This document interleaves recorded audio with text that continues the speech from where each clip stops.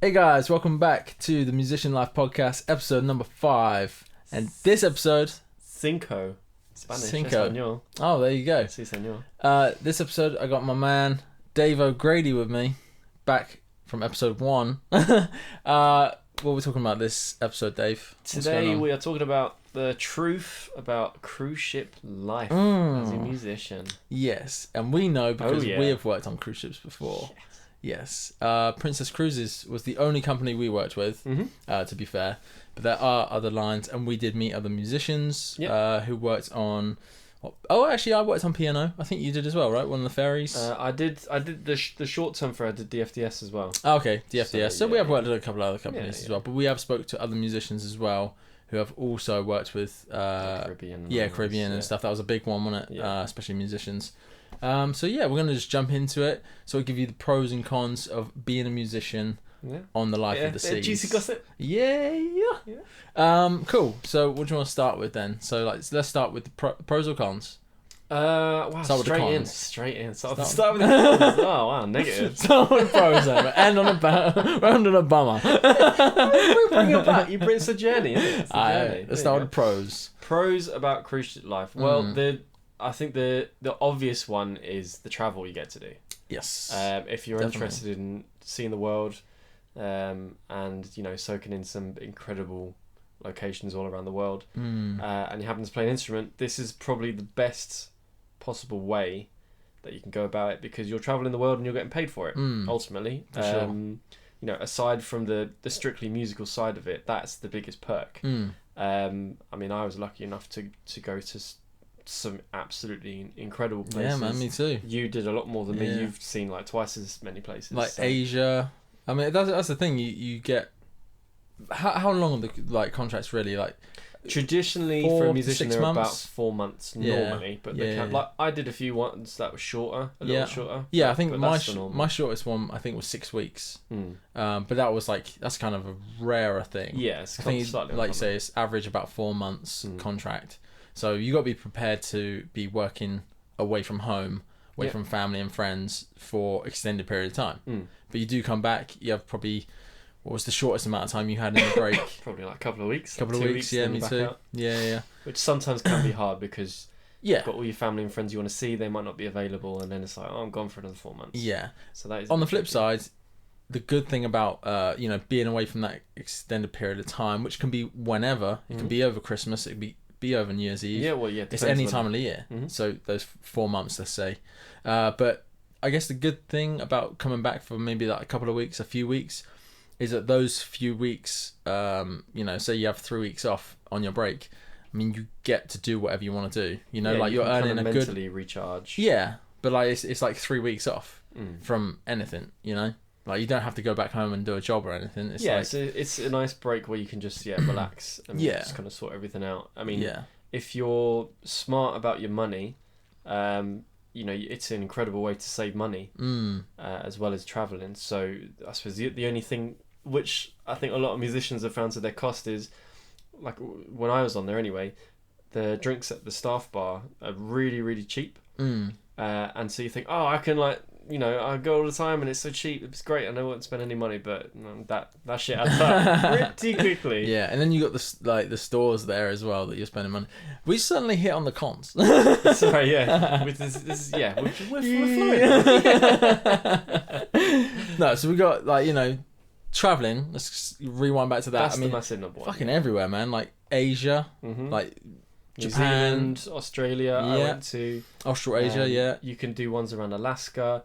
You can do ones, both sides of America, Mexico, Hawaii. America are usually ports, aren't they? Rather than, I didn't really experience sort of doing the America, going into a lot. But I think you can a little bit. Dan did one where San Francisco was the home port. Yeah. And it was San Francisco, Mexico, and then Hawaii. That's what I did. Yeah. The only. What I meant is like just doing American. You don't do the whole East Coast or anything. Because I think they have to go out, don't they? They have to go outside of America before they come back and circle around. Some sort of legal international waters type. Yeah. Like that, isn't it? Yeah. That's why they always hit a certain port right at the end of the itinerary, then back to the home port.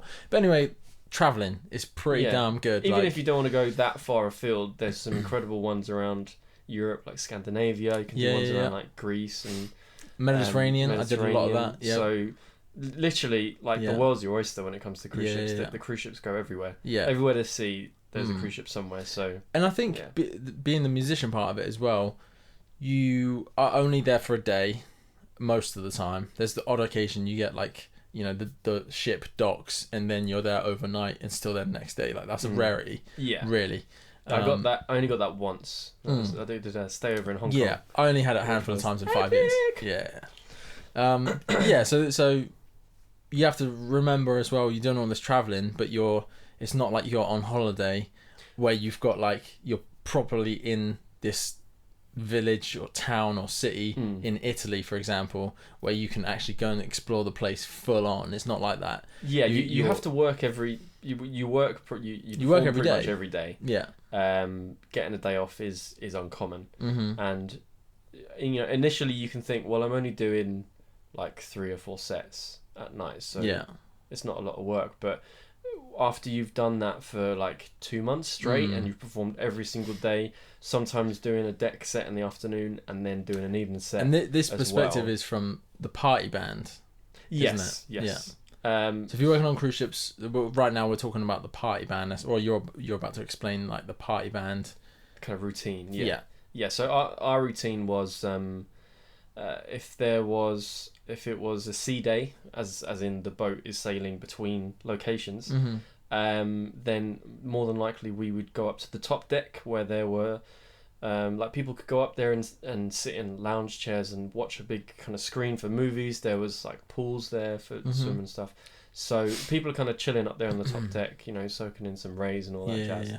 And so we went up there and did like a nice chilled out kind of acoustic set during the afternoon, and then we'd do our standard 3 to 4 sets every night. So yeah, initially you might think, oh, it's only, you know, I'm only doing like 1 or 2 hours work, but it does after a while it can be a bit of a grind, especially if you're a singer. You really need to make sure that you look after yourself and look after your voice, because singing every day, performing for you know, hours every single day, that's really hard for a singer, especially someone who's a lead singer. I mean, I played keys and I sang about 50 of the kind of 200 to 250 songs in our repertoire.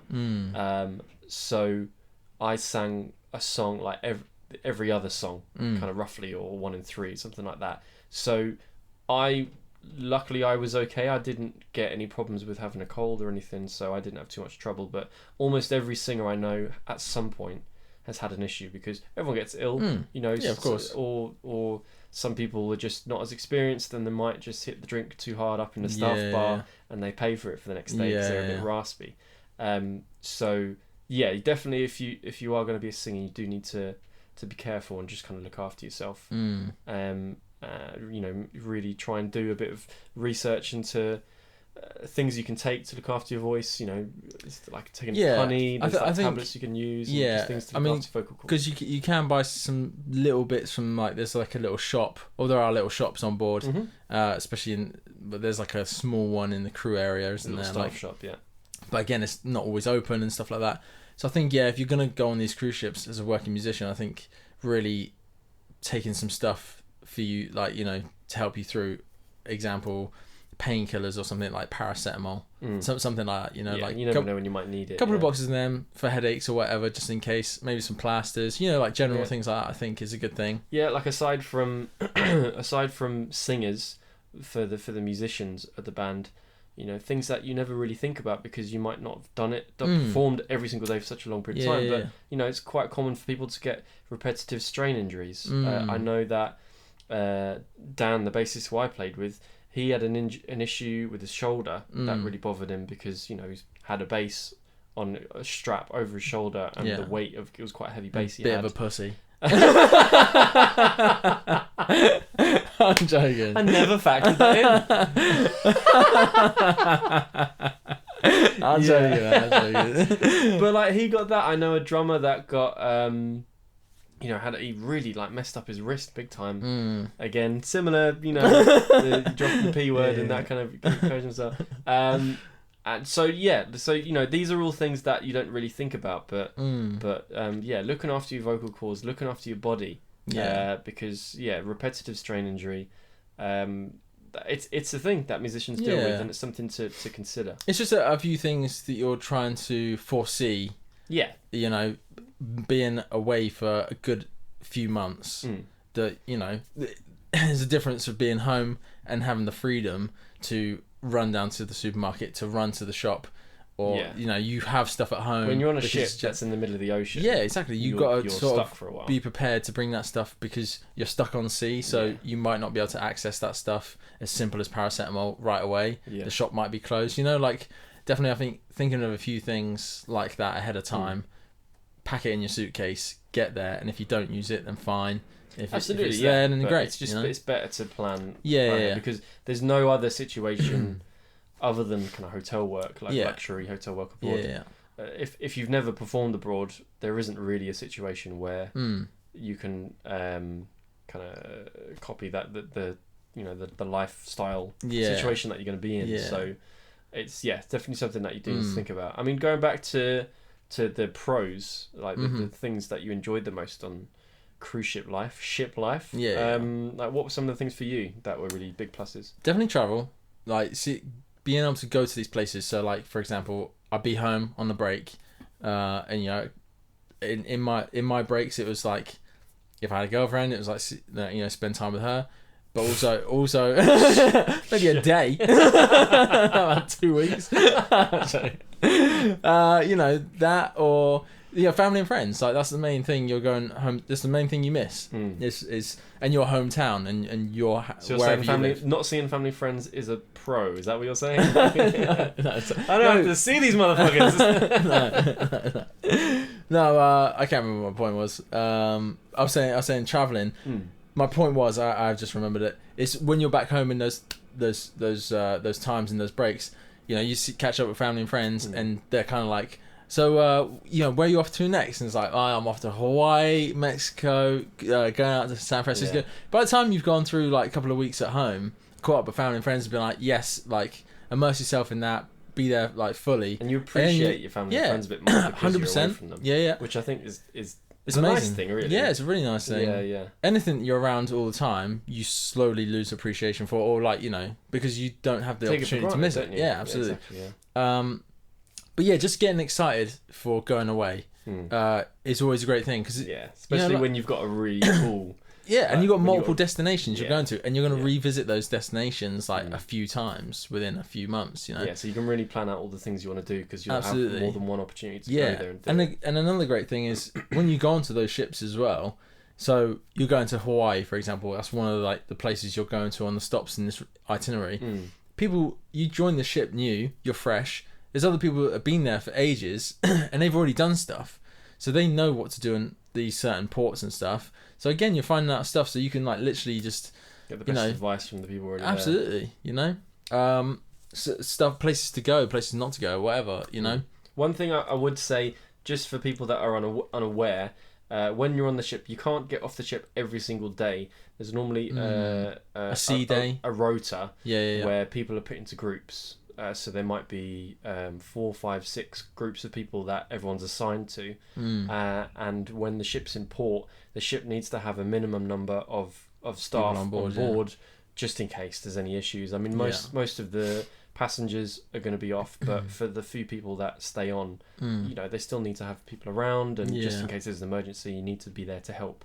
So there's some ports that you might have to stay on, but what was very common with me and the people that and the other guys I worked with in the band was there's usually someone on the ship who's willing to swap groups. You can either swap with friends, you can swap your cards in like the office, so you can get off on a day and you can do like, you know, someone and take a favour for you and you can do a favour for them. I remember it was we had an overnight in Hong Kong the day before my birthday on the ship.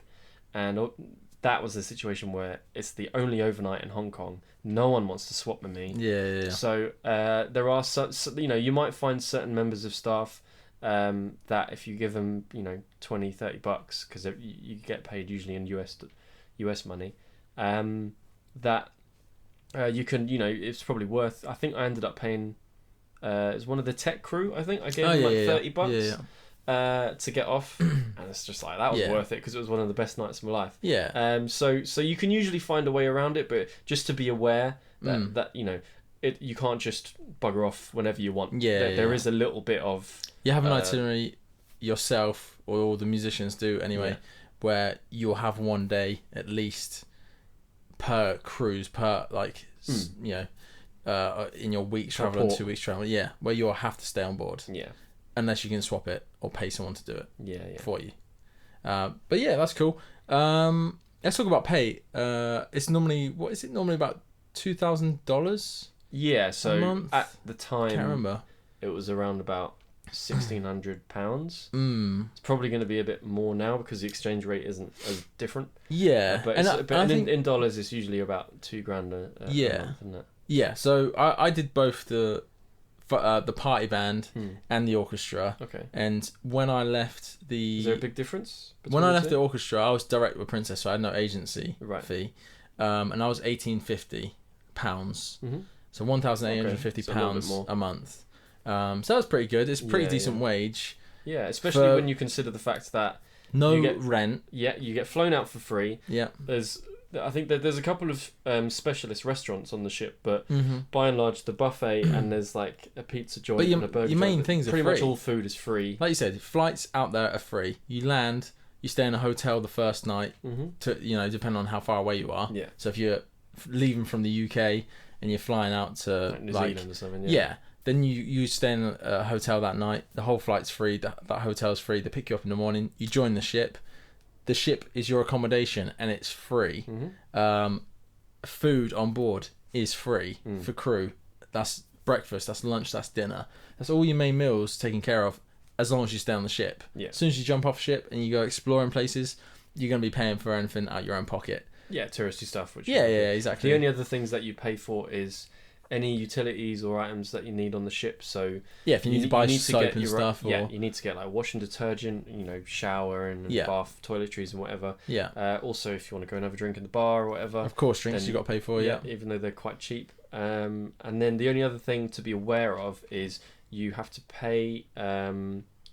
You pay for like a limit of data for internet services. Internet! I nearly forgot about that. Yeah, and so there is Wi-Fi on board most of these ships, or pretty much all the ships. Especially now, we've been out of the game for about 3 years, I'd say. So I'd hope it's better. I would hope it's better. It's always going to improve anyway. You would have thought, but when we were there, our experience of internet. Yeah, when you're on the ship at sea, you're going to struggle to be able to watch like YouTube videos. That's not going to happen. You're very much limited to messages like Facebook or WhatsApp or emails or whatever. You can't really stream movies or anything. You do have we had a movie service. So in each cabin you have a TV, and they have like a staff film service where there's a really good selection of movies and documentaries, whatever. So that was really handy. But the one thing that I definitely keep an eye on is there's like a peak and off-peak time for the internet. So what we ended up doing, or what I got into the habit of, was I'd do my gig and I'd come back at around 11:30, midnight, whenever we'd finish every night, and after midnight is when you'd be in the off-peak. So then the data wouldn't eat as much into I think it was like the data, like you don't use up as much data in the off-peak times. So there's hacks around it and things like that. So that if you're going to be like, I think it's passable at least anyway. You can manage. It's difficult if you're in a relationship with someone else who's on land, because you think just the nature of the distance is hard. You can get calling cards as well, can't you? I remember you have cards that you could buy for internet, and you have cards that you can buy for calling phones. So there's like phones. There's a phone in your room. Obviously, you have to be wary if you got a roommate and stuff, so it might be a bit weird, but I think there's phones on the decks and stuff like that you can use as well. So I would say if you're in a relationship, just quickly touch on that, it's not the easiest. It's not like being on land where they're living half an hour away. Them whenever you want. Or you might be, it's just the time zone might be 8 hours different. So that's like, because my first contract time zones as well. The home port was Singapore, which was 8 hours. You might work in Australia or New Zealand, which is even more. And so then you're dealing with a situation where, Yeah. You're performing in the evening, so between, let's say, 7 and 12, you're going to be busy working. I've had that before as well. So I was literally working in Australia, Mm. and it's like when I woke up, it was like literally bedtime over there. I had to get a quick phone call in. One or both of you is going to have to make a bit more of an effort to stay in touch. It's doable though. A lot of people have done it. It's doable. It is just a bit difficult. Yeah, it's just hard. But I mean, the band that I performed in, the drummer and the singer, they were together in the couple on the ship. So I guess they're not dealing with long distance. They're married now. And I know other people where they've met someone new on the ship, and then you've gone on to different contracts, but they've stayed together, and it's definitely doable. It's just let's talk about the music quickly. Yes. Because obviously we talked this it's more lifestyle stuff, isn't it? Yeah, this episode is really the truth about cruise ship, our experience from a lot of different perspectives, because obviously music's great, that's what we're doing it for, but you got to think of all the other parts of it as well, which make up your life experience on this ship. So we talked about traveling and all the places you go and how to live on board and what kind of things to expect and preparing yourself for going out there as well. Music wise, just briefly, maybe you just touch on the party band kind of stuff, and I'll touch on the orchestra type stuff. So generally you'll have quite a large repertoire of songs, because you're going to have people that might be on the same people you're performing to for up to 10 days, maybe even 15, depending on the length of each cruise tour. So you're going to need a fairly wide kind of variety of songs to so you're not playing the same There's thing different every night. theme nights and stuff like that. And then with regards to the theme nights, the way that we had it was the night after everyone's got settled in, you'd have what was called a champagne waterfall. So the captain of the ship would come out and have a word, and there'd be this ceremony where there'd be like a pyramid of champagne glasses that they'd pour, and people can go and have photos. And everyone was dressed up in it was like black tie event basically, and ball gowns and stuff. So you would be playing kind of like swing jazz, or kind of like jazz standards and that kind of thing. It was kind of chilled out. You didn't soft kind of easy listening jazz and that kind of stuff. So you didn't have to be like you don't have to be a jazz musician. You don't need to be Charlie Parker or anything. No, but just enough to playing to pass, some like Fly Me to the Moon. Some ballady like type songs, maybe a bit of Van Morrison, bit of soft Stevie Wonder. Isn't She Lovely? That kind of stuff. Exactly. Bangers. Bangers though. And then we also had a rock and roll night. So you have entertainment staff, which kind of like they host the events. So imagine having like your own ant and deck, for each event. One of them being a rock and roll night where the passengers would be taught a line dance. Anyone who wants to get involved, to get them up on stage, and it would be a big kind of group participation thing. And so we would learn, like a night's worth of rock and roll music. So 4 sets worth of that. We'd have another night that was a disco night, which was really good fun. We had a country night. Sorry, the country night was for the line dancing. Rock and roll was for getting people doing the jive and all that kind of stuff. What else did we have? Country, disco, rock and roll. I think those are the 3 theme nights. Yeah, I think. But you also got like you said before, the deck sets, which is afternoon. Afternoon sort of like maybe a bit reggae, bit of like acoustic bit of pop stuff like that. You got evening deck sets as well, maybe like once a week or once a cruise, maybe a couple of times a cruise, where it's like late night big party upstairs, and it's like Latin, it's like Ricky Martin, celebration, like party stuff where people would just go a bit nuts. The rest of the music it's just catered towards, if you consider that the clientele that you're dealing with is generally going to be between like late 30s to maybe 70s. And it depends again. It depends on itinerary as well. I found Alaska was way more older clientele. People going there for their last holiday because they're about to die.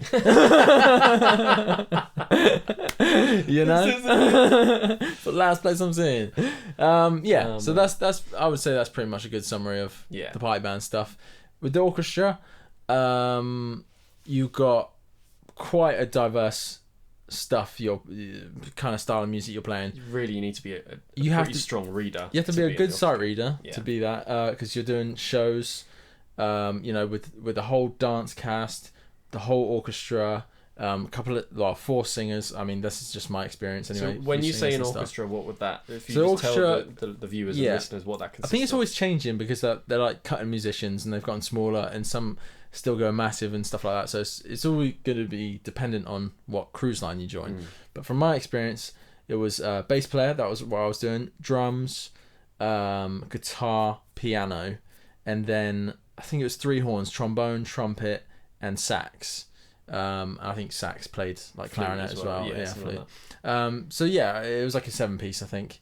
Or was it? Yeah, 6, 7, 8. Yeah. We're not here to do maths. You figure it out. Quick maths. Quick maths. I didn't say I was any good at maths. Yeah. So you got to be good, proficient sight reader for sure. Yeah. You got to be able to read charts as well. I mean, goddamn the charts. So what is that for you had like a jazz? Yeah, so out of the theatre environment that you normally perform in. So you could have one gig which was like the theatre, big show, basically like West End or Broadway show, and that's reading, and that's click track, and that's backing music as well, and the band and dancers and singers. As someone who never performed in that but just watched it, cool. They're amazing. They're very really good fun. They look like they'd be really good fun. It's a load of fun. That was like one of my favourite parts of that gig. Yeah. Then there's like smaller broken off sections, so it could be like the keys player, the drummer, the bass, maybe a guitar or trumpet or something like that, like just a 4-piece maybe. That would be just like a jazz thing, maybe in the evening. That would just be our gig. It'd be 1 set, 2 sets, like just be a couple of hours. Very chilled, lots of charts and just chord charts. Lots of solos, I can bet. Lots of solos. So in that kind of environment, you have to be very comfortable with maybe jazz songs you've never heard or jazz repertoire in general, melodies. Obviously, be able to solo, improvise on the spot when it's your turn. That kind of thing, really. I would imagine the hardest part. That was probably the hardest part of that gig. More harder than when you'd have the guest entertainers. I would have thought that would be tricky. Really, no, that was the hardest. That was the hardest because so explain the guest. What's the guest entertainers? Okay, guest entertainers is very much similar to the production shows, except obviously there's no dancers and there's one singer, one performer who's just come onto that ship for a couple of weeks or a week or something, and you're literally just learning their show, which is going to be like, I think it was like 45-minute show or something like that. 40-minute show, and you're just literally learning their music and their show and how it runs. And it could be very, I mean, the styles were quite different. Could be anything, really. Could be anything. Yeah. I don't know. Be like classical. There's a Whitney Houston tribute that I did, which was absolutely amazing. There was another guy who was like more like piano player and like comedy as well. I remember a friend of mine who was a lounge pianist also had his own show. It was like a 70s kind of tribute. It was like 70s ballads and pop and stuff. So it was like kind of Tom Jones and all that kind of stuff. There's a whole mix out there. You could have all sorts of stuff. Yeah. But was that not really tricky because it was pretty much like you're given the music that morning or the night before, and it's like this is it. You've got half a day to learn it. Yeah, but again, that's where the sight reading comes into it. But it's you have to be good at sight reading for that aspect, but also very good at adapting quickly on the spot to, oh, that's what you meant. This is kind of how it's flowing.